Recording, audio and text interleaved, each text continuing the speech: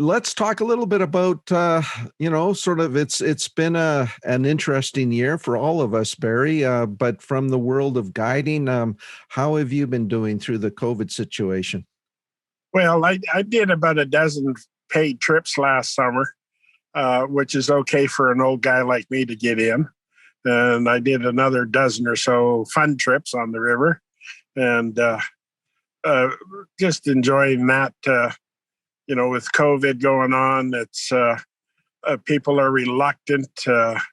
Some people are scared of contamination and stuff, but yeah, fishing is fishing, and we got to go do it. Well, on that point, talk a little bit about your plans for the upcoming season, and what you may have up your sleeve for opportunities. Well, excellent. I'm heading down from Edmonton to Calgary on around the 10th of May, and I'm going to stay down for 2 weeks to do some early season fishing. It's an excellent time to get the newcomers to fly fishing on the river because the water, of course, is low and clear, or mostly clear, and I can show them how to read the water, and we can also seine up some bugs without having to walk up to our chest. And so I can show them the food items that the trout tend to eat, and enjoy that spring fishing.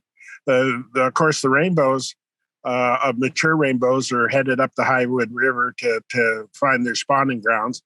But there's lots of brown trout still in the river, and the springtime allows us an opportunity to go after these bigger fish, which are basically hungry to get their winter fat on, get ready to go.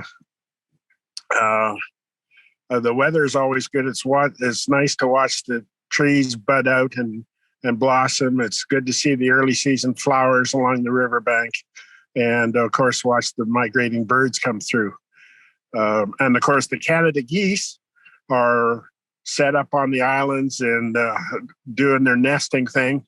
And so it's not very quiet. It's lots of bird activity. I got to get some water handy here. I enjoy the springtime. It's, we get average day temperatures in the 15, maybe up to 20. It tends to be breezy, but then that's good when I'm teaching people how to fly cast, how to handle the breezes and the winds. And, so it's an excellent opportunity. General routine is to meet the people early in the morning at, let's say, one of the fly shops, and head out to the river. So we're trying to be on the water by 9 a.m. And we first stop, we look at their casting, get them set up and practicing their casting. And at the same time as they're casting, we're also getting them into swinging the fly streamer style downstream. Spring fly activity tends to be either woolly buggers or golden stoneflies. We like to swing them. Both items are basically on the size 6 or size 4 hook. And so that goes after the bigger fish. There's still lots of resident rainbows in the river at that time, but they're the immature species of the species. They tend to be in that 10 to 12 inch range. And we spend an hour in one spot and then move to another and look at how to fish the next spot, and keep working our way down the river until 6 or 7 in the evening, and then we head back to town to the vehicle. Barry, let me ask you. You mentioned that May is a good time for maybe new fly anglers that want to take up this activity. When it comes to the Bow River, do you find that there is an intimidation factor? I know that when I was just starting out, it was sort of the place that I wanted to get an opportunity to fish, but felt like I needed to get an awful lot of river time in other places before I even thought about tackling the Bow River. Well, the Bow is intimidating because in some places it's up to 300 yards across or 300 meters across.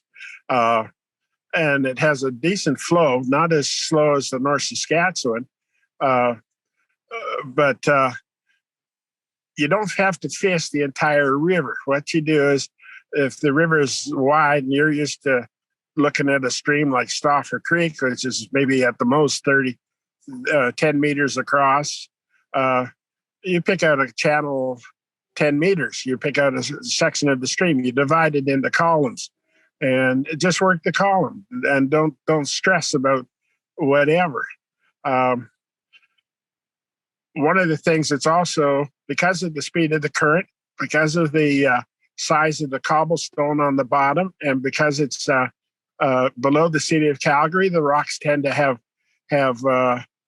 a grease factor or moss. The rocks tend to be slippery, and so I suggest that if you can hear the water rush off your waders, you're too deep. You don't have to be out that far. If it's hard for you to stand up, it's hard for the fish to hold in that kind of water. So we caution them to move back closer to shore. Pick a narrow part of the Bow River to fish. And then you're also looking at how to read the water, which is also part of the instruction on the fly fishing.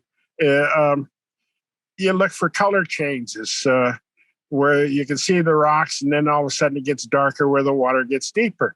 The edges of the color changes are holding positions for the trout to face in, and you just kind of work slow and methodical, but always change the location.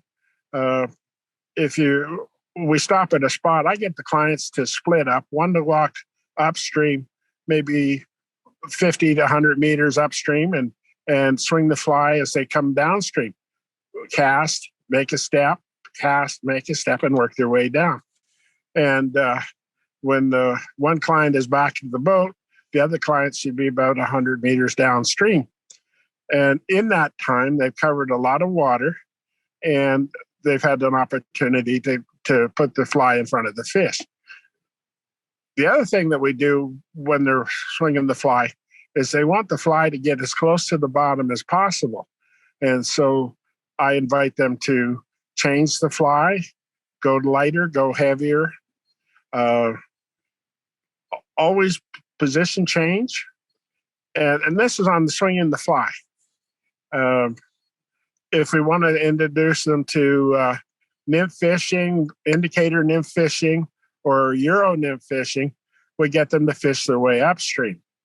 And that way the fly is ahead of the upstream of them, and as it drifts back towards them, they have an opportunity for the fly to sink closer to where the fish may be. And we show them how to watch for the indicators, subtle changes, and to set the hook, and hopefully catch fish. That's what it's all about. Well, I can't think of a better person to spend a day in the boat with than yourself, Barry. If folks are interested in that opportunity to get out on the water with you, how do they go about doing a booking with you, sir? Well, easy to contact. I'm on Facebook as Barry White. I have a website, www.bowriver.com. And I have an email address, bowriver.barry@gmail.com. Well, you can't get it any easier than that. Barry, listen, thank you so much.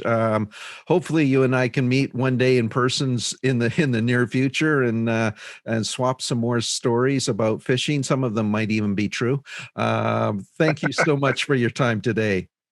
Thank you, Michael, and enjoy the rest of the spring.